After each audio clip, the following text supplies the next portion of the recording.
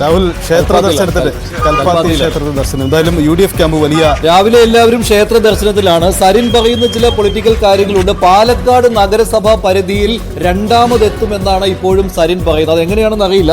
കഴിഞ്ഞ തവണ പക്ഷെ വേറെ രസകരമായ കാര്യമുണ്ട്. കഴിഞ്ഞ തവണ ഒന്നാമത്തെ ബൂത്തിൽ LDF-നായിരുന്നു ലീഡ്, ഓരോ വോട്ടിന്റെ ലീഡ് ഉണ്ടായിരുന്നു അല്ലേ. അതിനുശേഷം തുടർച്ചയായിട്ടുള്ള ബൂത്തുകൾ നോക്കുകയാണെങ്കിൽ വളരെ കുറച്ച് ബൂത്തുകളിൽ മാത്രമാണ് LDF-ന് പാലക്കാട് നഗരസഭയിൽ ലീഡ് നേടാൻ കഴിഞ്ഞത്. പക്ഷെ സരിൻ പറയുന്നു 8000-ഓളം വോട്ടുകൾക്ക് BJP പാലക്കാട് നഗരസഭാ പരിധിയിൽ ലീഡ് എടുത്താൽ പോലും അവിടെ രണ്ടാമത് LDF ആയിരിക്കുമെന്നാണ്. പക്ഷെ അതിന്റെ ലോജിക്ക് എന്താണെന്ന് മനസ്സിലാവും. ഈ സരിൻ പറഞ്ഞതിൽ 4-5 ബൂത്തുകൾ അത് വളരെ പ്രകടമാണ്. എനിക്ക് തോന്നുന്നു അദ്ദേഹം ഉദാഹരിക്കുന്ന കഴിഞ്ഞ തവണത്തെ കണക്കായിരിക്കും. ഈ കഴിഞ്ഞ തവണ റൗണ്ട് 4-ൽ സംഭവിച്ച കാര്യം ഇങ്ങനെയാണ്. അവിടെ കൃത്യമായി UDF ലീഡ് പിടിച്ചു കഴിഞ്ഞു. അതായത് റൗണ്ട് 3-ൽ 3301 വോട്ടുകൾ BJP ലീഡ് പിടിച്ചപ്പോൾ റൗണ്ട് 4-ലേക്ക് എത്തിയപ്പോൾ സംഭവിച്ചത് അവിടെ കോൺഗ്രസ് 2849-ഉം BJP 2231-ലേക്ക് പിന്നോട്ട് പോകുന്നുണ്ട്. വോട്ട് ആ റൗണ്ടിൽ നേടിയ വോട്ടുകളാണ്. പക്ഷേ ആ റൗണ്ട് എന്ന് പറഞ്ഞാൽ പാലക്കാട് നഗരസഭ തന്നെയാണ്, നഗരസഭയുടെ ഭാഗമുള്ള ആ റൗണ്ട് എണ്ണിൽ മാത്രമാണ്.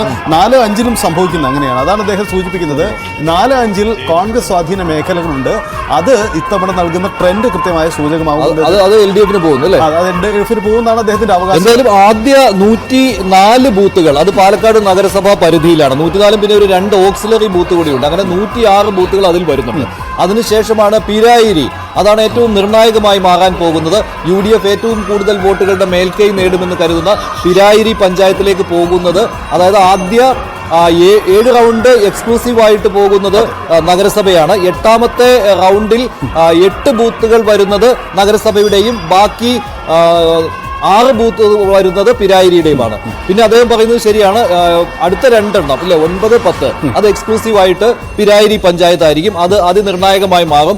അവിടെ UDF-ന്റെ ലീഡ് കുറയ്ക്കാൻ കഴിയുമെന്നാണ് ഇപ്പോൾ സരിൻ പറയുന്നത്. സരിന്റെ കുറേയേറെ കണക്കുകളുണ്ട് ഇക്കാര്യത്തിൽ. അദ്ദേഹം കണ്ണാടിയിലും മാത്തൂരിലും ഒക്കെ LDF-ന് വലിയ ലീഡാണ് പ്രതീക്ഷിക്കുന്നത്. ഇപ്പോൾ ക്ഷേത്ര ദർശനത്തിലാണ് എല്ലാ സ്ഥാനാർത്ഥികളും. കൽപ്പാത്തിയിൽ നിന്നുള്ള തത്സമയ ദൃശ്യങ്ങൾ കാണുന്നു. രാഹുൽ മാങ്കൂട്ടത്തിൽ അവിടെ എത്തിയിട്ടുണ്ട്. അങ്ങനെ പാലക്കാട് പറയാൻ പോകുന്ന രാഷ്ട്രീയം അത് UDF ക്യാമ്പ് കൂടുതൽ ആത്മവിശ്വാസം രാവിലെ പ്രകടിപ്പിക്കുന്നുണ്ട്. സരിൻ എന്തായാലും പങ്കുവയ്ക്കുന്ന കോൺഫിഡൻസ് ചെറുതല്ല. ഒപ്പം ഈ രാഷ്ട്രീയ സാഹചര്യങ്ങളെ അദ്ദേഹം വിശകലനം ചെയ്യുകയും കൗണ്ടിങ് വിശകലനം ചെയ്യുന്നത് വളരെ കൃത്യമാണ്. അതുപോലെ ആ രീതിയിലായിരിക്കും ഫാക്ടർ സംഭവിക്കുക. പക്ഷേ അദ്ദേഹം അവകാശപ്പെടുന്ന രാഷ്ട്രീയം അവിടെ സംഭവിക്കുമോ എന്ന കാര്യമാണ് പ്രധാനപ്പെട്ട കാര്യം. നമുക്കത് കാത്തിരിക്കാം, കാണാം. ചേലക്കരയിലേക്ക് പോകാം. ചേലക്കരയിലേക്ക് പോവുകയാണെങ്കിൽ ചേലക്കരയിൽ LDF-ന് അതൊരു കംഫർട്ടബിൾ പൊസിഷൻ തന്നെയാണ്. പക്ഷേ ഭരണവിരുദ്ധ വികാരം എത്രമാത്രം പ്രതിഫലിച്ചിട്ടുണ്ട് എന്നത് അതിനിർണായകമായി മാറുന്ന ഒരു മണ്ഡലം ചേലക്കരയാണ് എന്ന കാര്യത്തിൽ എനിക്കൊരു സംശയവുമില്ല. ഭരണവിരുദ്ധ വികാരം ഇല്ല എങ്കിൽ ചേലക്കരയിൽ LDF-ന് ജയിക്കാം. അതല്ലെങ്കിൽ ഭരണവിരുദ്ധ വികാരം ഉണ്ടെങ്കിൽ UDF ജയിക്കും. അല്ലെങ്കിൽ ഭൂരിപക്ഷം LDF-ന്റെ വളരെയധികം കുറഞ്ഞു പോകുന്ന ഒരു സാഹചര്യമായിരിക്കും. ഡാനി ചേരുന്നുണ്ട് ഇവിടെ. ഡാനി, ഈ ചേലക്കരയിലെ വോട്ടെണ്ണൽ തുടങ്ങുമ്പോൾ വരവൂർ എന്ന പഞ്ചായത്തിലാണ്. വരവൂർ എന്ന് പറയുന്നത് LDF-ന് സ്വാധീനമുള്ള പഞ്ചായത്ത് ആയതിനാൽ തന്നെ അതൊരു ട്രെൻഡിന്റെ സൂചന നൽകുമോ? പക്ഷെ വരവൂരിൽ വോട്ട് കുറഞ്ഞാൽ അതൊരു LDF-ന് ഒരു തിരിച്ചടി എന്ന രീതിയിലേക്ക് വിലയിരുത്താൻ പറ്റും. എവിടെ വരെ എണ്ണുമ്പോൾ, എത്ര റൗണ്ടുകൾ എണ്ണുമ്പോഴായിരിക്കും കൃത്യമായ ഒരു ട്രെൻഡ് നമുക്ക് പറഞ്ഞു പോകാൻ പറ്റുക?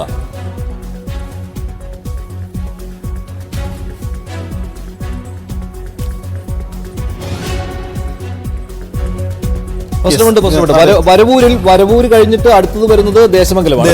ദേശമംഗലം എന്ന് പറഞ്ഞാൽ യുവ പ്രദീപിന്റെ നാട്. അതെ മഞ്ജുഷ, വരവൂര്, ദേശമംഗലം, വള്ളത്തോൾ നഗർ, പാഞ്ഞാൾ ഈ 4 പഞ്ചായത്തുകളിലും ലെഫ്റ്റിന്റെ ഏറെക്കുറെ സ്ട്രോങ് ഹോൾഡ്. വള്ളത്തോൾ നഗർ എന്ന് പറയുന്ന ചെറുതുരുത്തി ഭാഗം അത് സ്ട്രോങ് ഹോൾഡ് ആണ് LDF-ന്റെ, സംശയമില്ല. അപ്പോൾ വരവൂരും ദേശമംഗലവും വള്ളത്തോൾ നഗറും ആയാൽ ഈ 3 സ്ഥലങ്ങളിൽ നിന്ന് ഒരു 10,000 വോട്ടിന്റെ എങ്കിലും ലീഡ് പ്രതിഫലിക്കും. അതായത് ഈ വരവൂരും ദേശമംഗലം, വള്ളത്തോൾ നഗറിലും പാഞ്ഞാളിലും ഒരേ ട്രെൻഡാണ് LDF-ന് അനുകൂലമാണെങ്കിൽ പ്രകടമാവാൻ സാധ്യത.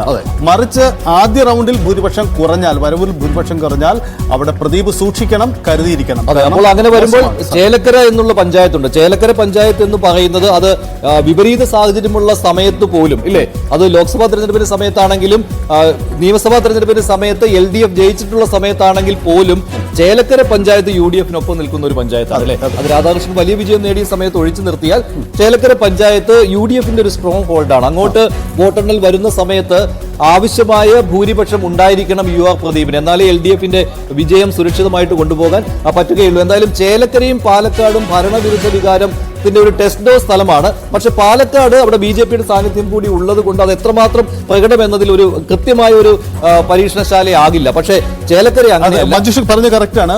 ഭരണവിരുദ്ധ വികാരം കൃത്യമായി വർക്കൗട്ട് ചെയ്താൽ അത് ചേലക്കരയിൽ തുടക്കത്തിൽ തന്നെ പ്രകടമാണ്.